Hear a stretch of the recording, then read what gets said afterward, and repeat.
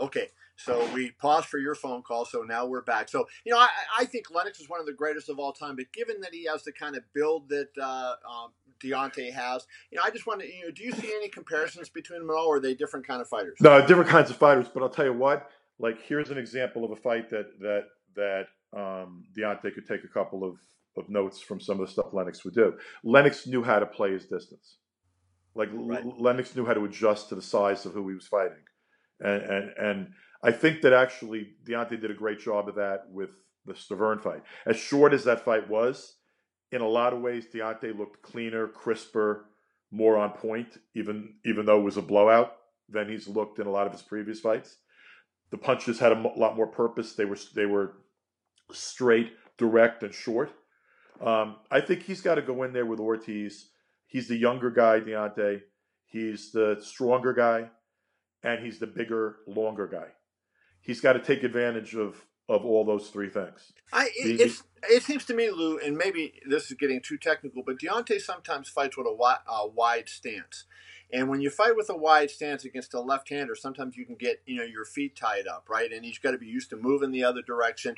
And do you feel like, he's going to have to make some changes in his approach because Luis is a left-hander and that'll be presented to him? Just naturally, Deontay has a tendency to try to use that power and sometimes get a little wild with it. And by the way, against 95% of heavyweights in the world, he can afford to get a little bit sloppy just because of his extraordinary athleticism and power. Can't afford to do that with a Cuban, national champion, international amateur superstar, left-handed puncher who's cute. Can't do that. Can't just assume you're going to be able to go through him like a knife through butter. And I think he's got to be more patient and like I said, take advantage of those three things. He's younger.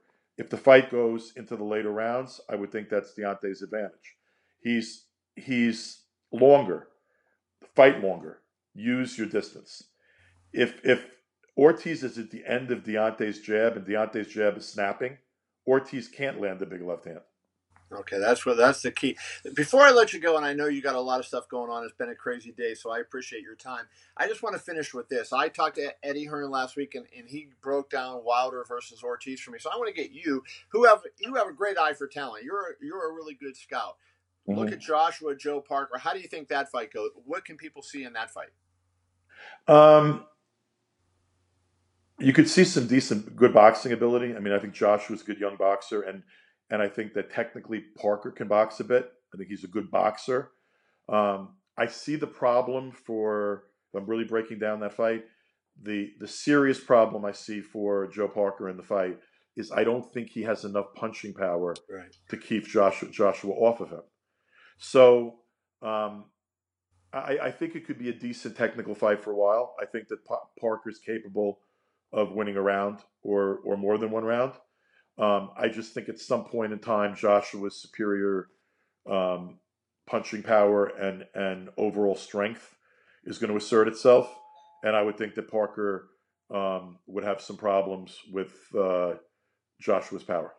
I can't wait. I see Joshua by a late stoppage or a clear decision. I'm with you on that one. I'm with you on that. Lou, I appreciate it. I know you got some stuff going on, so we're going to let you get out of here. It is going to be a fun fight on Saturday night on Showtime. Center. Showtime Boxing. Buy tickets. Be there. Hey, you can go into the arena and see a heavyweight championship fight that's super competitive for less than the cost of buying a pay-per-view at home. So if you're in the New York or tri-state area, get out to the Barclays Center and see a great fight. That is the man, Lou DiBella. We appreciate you, Lou. Thanks, Kev.